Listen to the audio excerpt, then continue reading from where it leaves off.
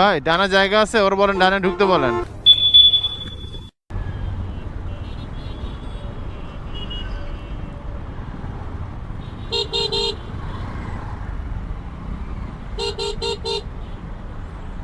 এই যে একটা সিএনজি, ঢাকা শহরে সিএনজি, ফ্লাইওভারের উপর সিএনজি, ওরা এক জমিদার।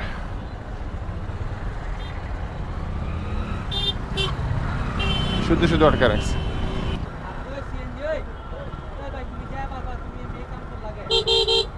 ডানা জায়গা আছে ভাই? ডানা জায়গা আছে, ওর বলেন ডানে ঢুকতে বলেন।